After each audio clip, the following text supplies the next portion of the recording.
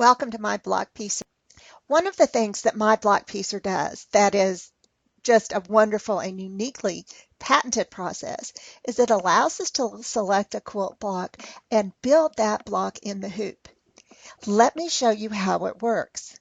Built into the software, over here, if you look at these four icons, these are the ones that are more specific to My Block Piecer. The first one is your quilt block library or catalog. In this, we have 1,260 blocks for you to choose from. That means you have 1,260 in the hoop projects that are resizable to the size you designate already built into the software.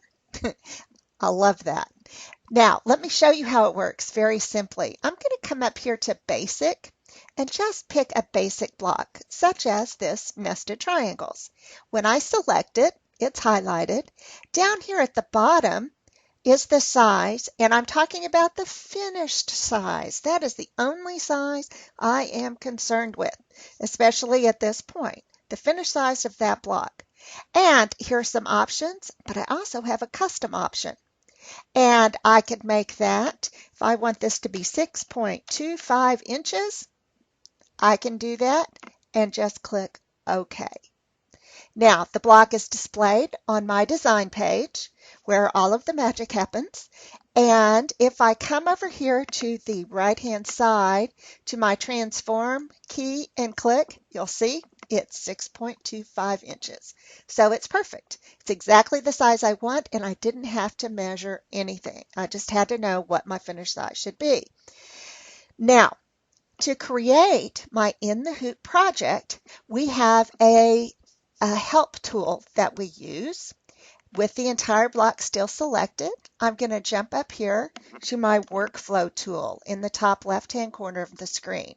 I click on that, and it brings up my dialog box where I set the parameters. I'm going to determine, what hoop I'm going to stitch this in and how the workflow is going to go. The first thing I do is come down here to my hoop options and select the hoop I'm going to stitch it in for my machine. I'm going to select a 200 by 200 hoop, and you'll notice that the white background changed here. That reflects the size of our hoop. I can see off the top of my head this block will fit in here nicely. It does take into allowance the seam allowances, or into consideration the seam allowances. So you'll want to make sure that your hoop is big enough or you get a little message that says it's not. Over here under workflow, it says here's my unit, and there are 5 pieces to that unit or block. Okay, so these are my 5 patches. Now they are numbered, and this is probably the sequence that the artist drew them in when they were creating the block. Here's 1, here's 2, here's 3, 4, and 5. I really don't care at this point. I just want it to create my In the Hoop design that I can stitch this and get all of those points perfect. To do that, watch very carefully. Down here in the parameter section below the block and hoop, there is a button called Auto Build. When I click that, I'm done. Look here. I just created an In the Hoop project. If I preview it, there you go. These are my stitching lines for that. It's in different colors, and we'll get into that more in just a second. Before we save this, I like to have my numbers in order. Now, until it creates the workflow, it doesn't know the order to put it in. So now that it's created how it's going to stitch the block together, all I have to do is click right here where it says Sort Numbers and say, yes, I haven't cut them out yet. Resort it for me. And there you go. Now I can tell by looking. I'm going to put down piece 1, then attach 2, 3, 4, and 5. And if I look at my preview, I can see those numbers are reflected here. Now, all I have to do is click Save. Right down here on the lower right-hand side. Let's call that Nested for nested triangles. I'll select the format, And for my machine, I want to use the PES version.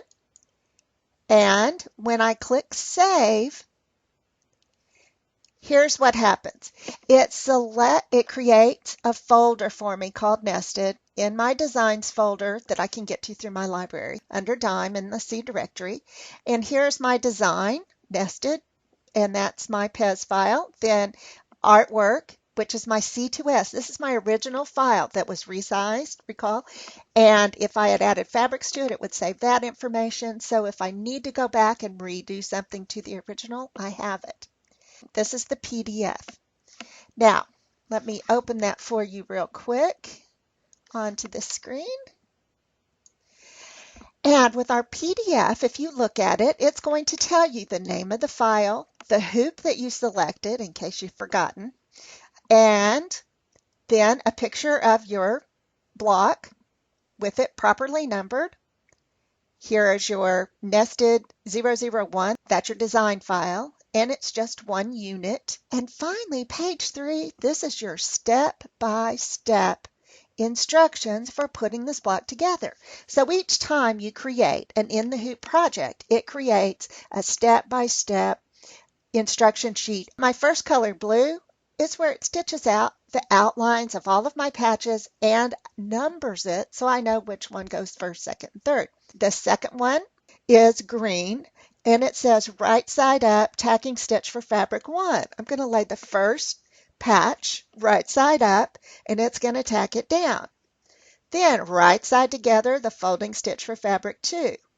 Then you flip that over, and it's the finishing stitch for fabric 2. But let me show you this in photographs. I think it's easier to follow that way. We'll just close this out and go back to our main screen. If I come up here to the top and click on Help, I can look in the contents of the manual. I'm going to click on my block piecer and go to Block Assembly, Embroidery Machine in the Hoop. Now, here's the visual for you on that. First thing I've done is I've hoop stabilizer and loaded my design into my machine, of course. Next is that first color, blue, which in this case is actually red. I'm not using blue to stitch these. I'm using the same color throughout the piecing process, but you can see it's got my numbers written down for me. It's awesome.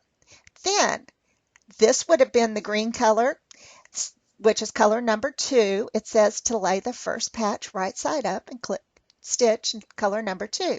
This just holds it down to the stabilizer so that when we lay the other piece over it, it's not going to slip and slide. And remember, you've got that foot passing over the top of it. So here's where we lay the next piece over the first piece, right sides together as it told us, and it's going to stitch a line to seam those two together, just like you would do at your sewing machine. And then we flip that one over. Next thing it does is it tacks it down in the seam allowance. You will never see these seams. You don't have to pick them out. It tacks it down in the seam allowance just so these pieces stay in place. Then you proceed to build your block. You put the third patch down, right sides together, and stitch that line and continue until your entire block is built. Isn't that great? Then when you're done, it's all together. Your seams are perfect.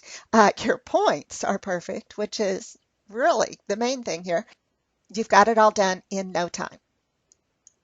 Now, the other thing that we need to do, and it may seem that we're going at this a little bit backwards, but we're not. We may want to cut these patches out. We just select the blocks and we can go to our cutter. With our cutter, it's pulled up the same frame that we used a moment ago. Now, we could hoop fabric and use borer needles and cut this out in a hoop, or even stitch out the outlines and cut them out that way. But that could be a little bit of a waste of fabric. So let's look at some other options. One of those is using letter size paper. You can print these out on plain paper, but you can also print them out on print and stick template paper. and you notice they're numbered. They have a seam allowance built onto it.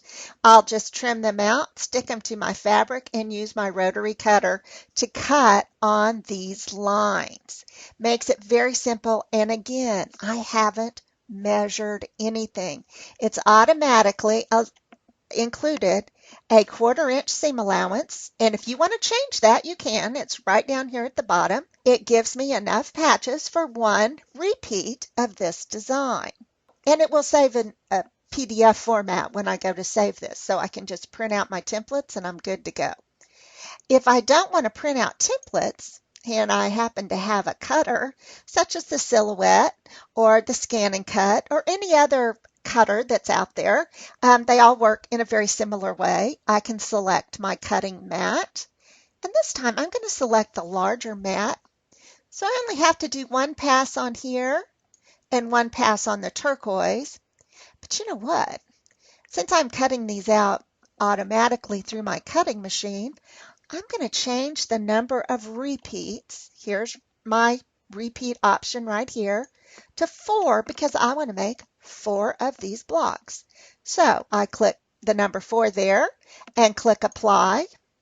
And now you can see on one cutting mat, I get all of the pink colored pieces.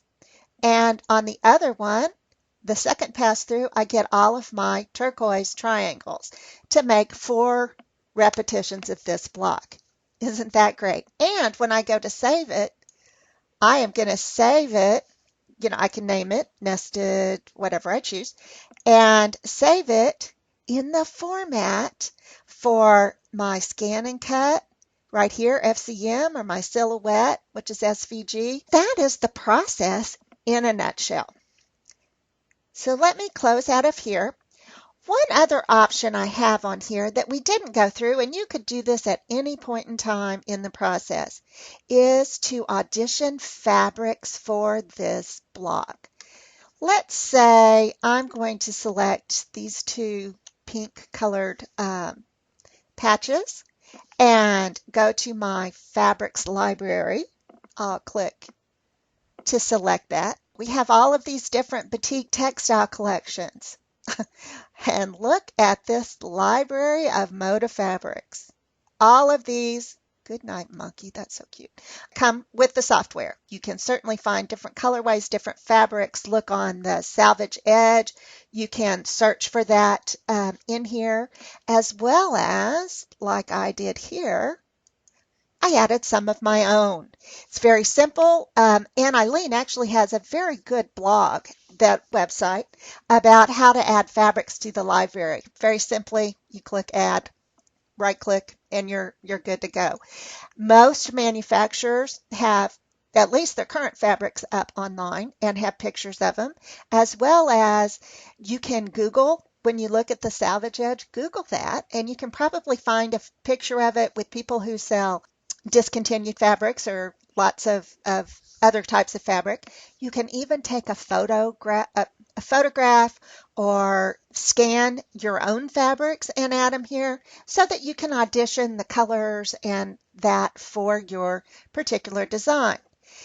Now let's see, with this one, I think I want to do, let's see what these flowers look like. Okay, so there's the flowers. Now let me select the blue and see what fabrics might look good with that. And it will take me back to the last folder I was in. So if I'm working with a particular line of fabrics, I can see that. Oh, let's see what stripes look like. That doesn't look good at all. Let's try something different. Again, we'll select our blue fabrics here and go back to our fabric library. And how about this polka dot? Okay, that looks much better to me. Now, the advantage of selecting your fabrics in here, even if it's not exactly the same fabric, if you've got the same color tones and qualities, it will help you, because the last thing we want is to go to the trouble of making a quilt block and the fabrics look awful. But if I select this block and go to my cutter, when it shows up, I see the colors of my fabric. I love that aspect of it, so that I don't have to match them against a key that I've got with this is this color fabric and this is this one. It makes it much easier for me. Okay, so we built our block, we cut out our fabrics. What else can we do? Are we limited to the 1,260 blocks that are built into the software? Absolutely not. I could bring in a picture of a block, perhaps from a pattern or a magazine, and create that block. For example, this one right here is a quarter of a log cabin, and I'll open that up. And this is just a JPEG or a image of this. Now you'll see this looks a little bit different because the grid lines go on top of it. That tells you it's in the background. That's why I like to keep the grid on during this process so I can see.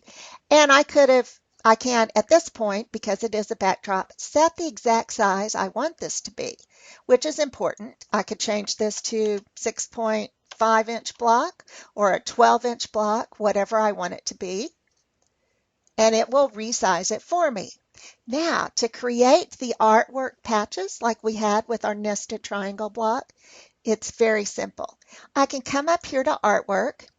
I could select a rectangle, and I'm going to click to have it filled just so you can see it. And I could draw a rectangle, here, and have it fit that one just like that, which actually is fairly simple, but I'm not going to do that.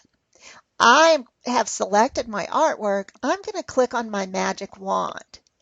The magic wand has the ability to see the backdrops for us. So wherever it sees this purple color, when I click on it, it makes it blue. Now, I would change these colors to the colors that I want it to be, but for right now, I'm just going to use my default colors as I build this block. There's red, then I'll come pick up color number 3 and click on here, and color number 4 for here, and color number 5 here, and 6, and 7. And there you go. I've just built a block like all of the blocks that are in our block library that easily. Now I can take and run this through my workflow tool, assign fabrics to it, cut it, and do all of those things with this block as well. One other thing that I think is just really great fun about this, let me open up a new page, and we'll just take a block from our block library. And I'm going to pick, we'll do diamond in the square block. I like this checkerboard block right here. And I'm just going to let it default to the 8 by 8 inches because when it comes in here, I'm changing the size of the block. Now I can do that by squishing these or raising them, however, but if I want to be precise, I'll just come over to my transform in my properties box and uncheck maintain aspect ratio because I want this to be 9 inches wide by 4 inches high. I'm going to make this a border. Now look at that. I can cut these pieces. I can put them together. All of these points are going to be perfect. And you know what? I'm not going to measure a single thing of any of those angles or diamonds or shapes whatsoever. I'm going to let the software do all of that work for me. It's very fun, it's very simple, and your possibilities are pretty unlimited, with one exception. And let me show you what that is right now. I'm going to bring up a block that I have a backdrop of. Where our limitation is with the software is in curved piecing. Let's say this New York Beauty block right here. I can come in and create my artwork for all of this, absolutely. I can select my artwork tool and my magic wand. I can make this yellow. I can make this brown. I can take my dark blue and come across all of these triangles. I like to see how far ahead I can get of my cursor. And click and put all of those in there. Then let's change this red to another lighter blue, just like that. Click OK. And I'm going to pick up the light blue and create my artwork for these. Now, my limitation is that I can't do curved piecing in the hoop. So I couldn't attach the brown to the rays of the sun right here. And I couldn't attach the yellow sun to the rays. But I could certainly come in and select just the blue pieces, the light and dark blue, and have those be done in the hoop. And then have these be cut out as well, the yellow and the brown, and stitch them to that with my machine. So I am not limited really by the limitations of my hoop or the inability of it to put two curves together. That's just impossible to do in the hoop. Unless, of course, you want to applique this, and you could certainly do that. So it's entirely up to you. You just have to think outside the block a little bit. So you can piece part of a design. If you've got a design, and let me show you another one.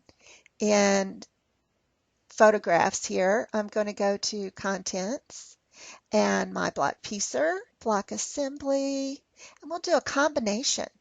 So here I've got a block that is a woven star, but I wanted this to be a 12-inch block. I don't have a hoop that's large enough to do the whole block in the hoop. So what did I do? I broke it up into 4 pieces. And each one of these are the same, just with different fabrics. I could fit 2 of them in a 200 by 300 hoop. When I'm finished piecing those quarters in the hoop, then I'm going to cut it out roughly, then use my rotary cutter to trim off the excess stabilizer. So here are the 4 pieces that I pieced in the hoop. So I've got my 4 pieces. And you know what? I'm just going to stitch those together with my sewing machine. How simple is that? I don't have to be limited by the size of my largest hoop. Well, I hope you all have enjoyed my block piecer today and enjoy the fact that you can use your rulers for straight edges instead of measuring and make wonderful blocks your way using the tools that you have. Thank you very much.